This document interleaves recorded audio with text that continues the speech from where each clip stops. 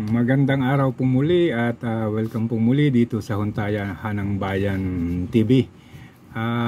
Pakinggan po natin at panoorin itong komento nitong tatlong sulod na sina Rep. Arcedi ng Tingog Party List, si Faustino D. ng Isabela 6th District at saka si Representative Ernesto Dionisio ng Manila 1st District. Ito po ay tungkol dun sa ginagawang hearing ng PIDEA Leaks na pangunguna ni Senator Bato, na ayon sa kanila ay pagsasayang lang ng kabuhayan o pera ng gobyerno at paglulustay ng panahon o kung ano paman. Panoodin po natin ito. Ako, nakapagtaka na abot pa ito sa third hearing. This is a clear waste of time and waste of government's money, waste of taxpayers' money. Unang-una, yung impormasyon na ito, yung dokumento, again, nanggaling lang sa isang vlogger na pinost niya. Nakapagtaka lang kasi yung timing, kagaya po na nasabi ni Kong Jude kanina, yung timing ng lahat ng ito, kung kailan ang daming binabatong sinusubukang siraan ng ating presidente, ang administrasyon ngayon, tapos ngayon, supposedly may ganitong klaseng PIDEA leaks. Na mismo ang ahensya ng PIDEA sinasabing walang ganitong dokumento. Ako kinikilala ko naman ang tungkulin at karapatan ng Senado na mag-conduct ng mga hearings. At ako na may nagtitiwala na si Senator Bato bilang dating pinuno ng ating pulisiyang pambansa is a patriot and he knows what he's doing. He as a policeman, he knows the rules of evidence, and I hope that he sticks to what he believes and what he knows. No? Of course, nagiging katawa-tawa na ipatuloy pa ang mga hearings kung saan nakikita naman natin na halos wala nang patutunguhan, ano, at kung ano-ano na lang mga kwento para lang ang mahirap dito, clearly someone is benefiting from the opportunity and the audience para siraan ang Pangulo at ang administrasyon. At sana makita yun ni Senator Bato na hindi rin makakatulong para sa Senado bilang institusyon na ang mga isyong ganito na walang basehan ay binibigyan nila ng oras, ng airtime kung sabihin. Sana yung efforts nila ilagay na lang nila sa pagpasa ng mga priority legislation. Marami tayong priority legislation na nakabinbin pa rin sa Senado, yung Government Procurement Act, yung Natural Water Resources Act, yung Department of Water. Ang daming batas na pinasana ng mababang kapulungan, mas malaking kapulungan na nasa Senado ngayon na I think warrants more of their time and attention. And hopefully the leadership of the Senate would also give due attention to that fact. It's more of their time and attention. And hopefully the leadership of the Senate would also give due attention to that fact. So yan po yung naging pahayag nitong tatlong kongresista. Una, yung sinasabi nila pinapatulan ng Senado yung dokumento na nanggaling lang sa isang vlogger na ipinost sa social media. Pangalawa, ang sinasabi niya, ang pagdinig dito sa kaso na ito ay pagsasayang lang ng pera ng taong bayan o payers tax money at pagsasayang ng oras. Pangatlo pa niyang punto, ito raw ay investigasyon na ito at saka itong mga pinag-uusapang PIDEA leaks ay walang basihan dahil sabi nga niya pagsasayang lang ng panahon. Okay, bigyan po natin ng komento. Unahin po natin yung naging paglabas ng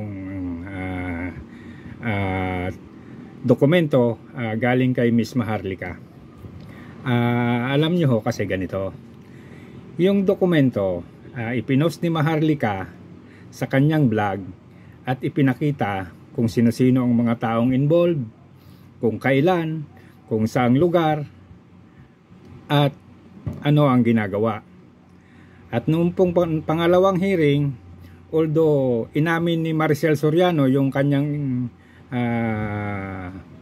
involvement dun sa sa investigasyon patungkol doon sa pag-aari niya ng unit na kung saan ay sinasabing doon ginagawa ang paghit-hit ng droga. So yun lang po ang inamin ni Maricel Soriano, na pag-aari niya yung unit na kung saan ginagawa yung paghit-hit ng droga. So yun po yung nakalagay sa dokumento na inilabas ni Miss Maharlika. So sa isang puntos may tama si Maharlika, kasi si Maricel Soriano tinanggap na pag-aari niya yung unit na pinagdarausan ng pagsinghot ng droga. Okay, ito namang sinasabing ng PIDEA na wala silang ganitong dokumento. Kayo kasi po sir, dapat pinanood nyo yung investigasyon ni Senator Bato. Doon po, ang sabi ni Senator Bato, hindi talaga makikita ng PIDEA sa kanilang logbook o ledger o folders yung mga dokumento, dahil ito po ay pinunit at tinanggal. At iyon po ang ginamit na ipakalat sa media na nakarating kay Miss Maharlika. So madalit sabi, walang naiwan na kopya sa PIDEA. At yun na ngayon ang pinangangatawanan nila na hindi totoo yung dokumento. At kung nyo pong mapapansin, sinabi pong lahat ni Jonathan Morales, ex-PIDEA agent Jonathan Morales, yung kaugnayan niya sa dokumento. So, yun po yun. So, yung sinasabi nyong pagsasayang ng oras, alin po ba ang hindi pagsasayang ng oras? Yun po bang ginawa ng Kongreso na pupromote o mabilis ang pag-a-approve ng PI o yung Chacha at ginamitan ng malaking pondo para makakuha at makakalap ng malaking perma, ay hindi pagsasayang ng pera? Ito pong PDLX, ang nakasalalay po dito ay seguridad ng bansa. Kasi ang involved po, baka hindi nyo alam, si Bongbong Marcos po ay presidente ng Pilipinas. At kahit po siguro kayo ang tatanungin, papayag ba kayo na ang inyong presidente ay sinasabihang bangag o drug addict? So kung hindi kayo papayag, tulungan nyo si Presidente Marcos na patunayan na mali yung sinasabi tungkol sa kanya. Pero hindi nyo ito mapapatunayan sa ganitong paraan na sisirain nyo yung mga taong nagsasabi na may ganito, may ganoon si Marcos. Simple lang ang pwede nyong gawin. Kayo mismo, kausapin nyo si PBBM, ipa-drug test nyo. So yung sinasabi nyong walang basihan ng pag-iimbestiga nito, nagkakamali po kayo. Malaki po ang basihan at kinalaman ng investigasyon na ito sa kalagayan ng Pilipinas. Tayo po ay nanganganib sa gera ng China. Yun po ay tingin namin ay ginagawa lang pangtakip dito sa issue ng pagiging drug addict o lulong daw sa droga ni PBBM.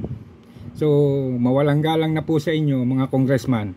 Pag-isipan nyo po yung sinasabi nyo at baka po sakaling magbago yung isip nyo at maisipan nyong tumulong na patunayan na walang kinalaman si Presidente Marcos sa droga. Kasi po, ang mga Pilipino po ngayon, sabihin na po nating hindi naman lahat, pero karamihan po sa Pilipino ngayon, yon ang tingin kay PBBM.